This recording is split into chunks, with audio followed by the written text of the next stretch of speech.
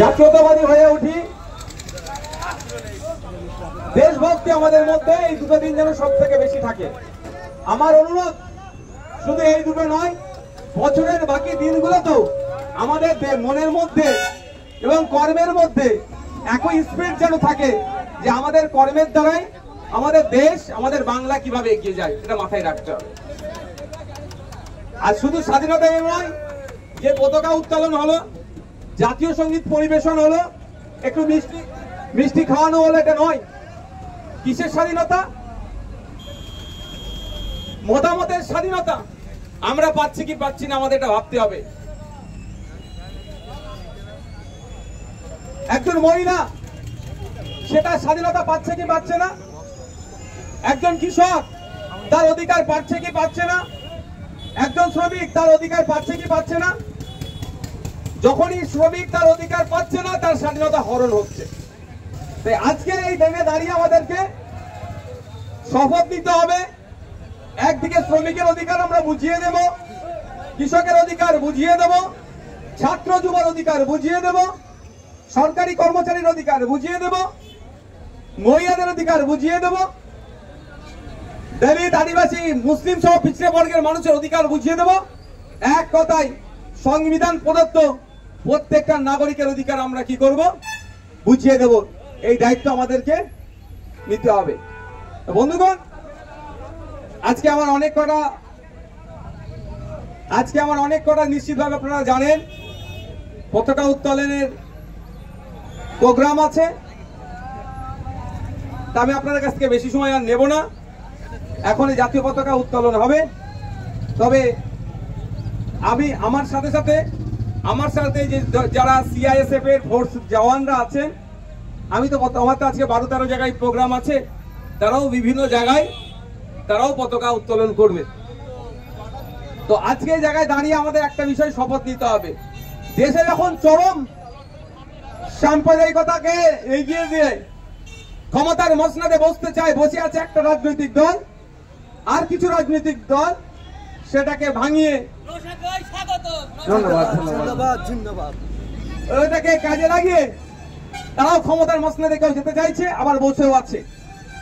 আমাদেরকে শপথ নিতে হবে, দেশকে স্বাধীন করার সময় যেভাবে ব্রিটিশদের বিরুদ্ধে বিনয় বাদল দীনেশ, আশফাকুল্লাহ, ভগৎ সিং, গান্ধীজি, নেতাজি, ফুরফুরার পীর আবু বকর সিদ্দিক, বিরসা মুন্ডা, তিলকা মাঝি, এই ধরনের যারা আপনার আমাদের স্বাধীনতা সংগ্রামীরা জাত ধর্ম বর্ণের ঊর্ধ্বে গিয়ে ব্রিটিশদের বিরুদ্ধে লড়াই করে প্রায় 200 বছর ধরে ব্রিটিশদের বিরুদ্ধে লড়াই করে দেশকে স্বাধীন করেছে, আমাদেরকে আজকে শপথ নিতে হবে আমরাও তাদের আত্মত্যাগ আত্মবলিদানকে যেভাবে সম্মান জানাচ্ছি, শ্রদ্ধা জানাচ্ছি আজকের এই দিনে দাঁড়িয়ে, সাথে সাথে আমরাও তাদের দেখানো পথে তাদের আত্মত্যাগ আত্মবলিদানের ফলে আমরা যে সংবিধান পেয়েছি, স্বাধীন দেশ পেয়েছি, সেটাকেও আমাদেরকে ক্ষুণ্ণ রাখতে হবে, সেটাকেও সম্মান রাখতে হবে।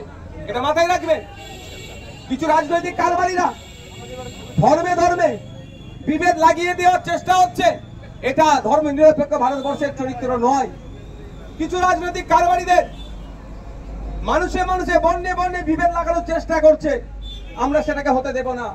আজকে আমরা এই স্বাধীনতা দিবস ৭৯তম স্বাধীনতা দিবস উদযাপন প্রাককালে শপথ নেব, সমাজ থেকে যে ধরনের নানান যে বৈষম্য আছে, বৈষম্য মুক্ত সমাজ করব, সম্প্রীতির সমাজ করব, ঐক্যের সমাজ গড়ে তুলব এবং আমরা নিজেরা দায়িত্বশীল ভারতীয় হয়ে উঠব। সংবিধানে ফান্ডামেন্টাল রাইটসের কথা বলা আছে, ফান্ডামেন্টাল ডিউটিদের কথা বলা আছে। ফান্ডামেন্টাল রাইটস নিয়ে আমরা অনেক চিৎকার চেঁচামেচি করি, কিন্তু ফান্ডামেন্টাল ডিউটিস নিয়ে আমরা কোনো কথা বলি না। ফান্ডামেন্টাল ডিউটিসের মধ্যে জাতীয় পতাকা, জাতীয় সঙ্গীতের যথাযথ মর্যাদার কথা আরো উল্লেখ আছে সংবিধানের 51 আর্টিকেল 51 এর এতে। তাই আমি অনুরোধ করব, আমরা জাতীয়তাবাদী নাগরিক হয়ে উঠব।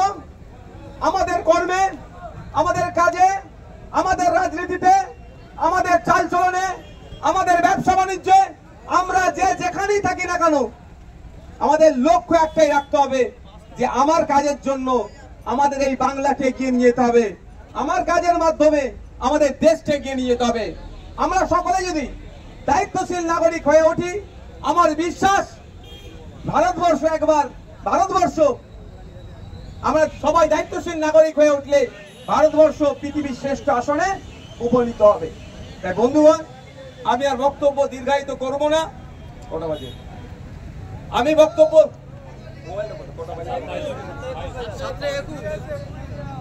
বক্তব্য দীর্ঘায়িত করব না, এটা বলি শেষ করছি।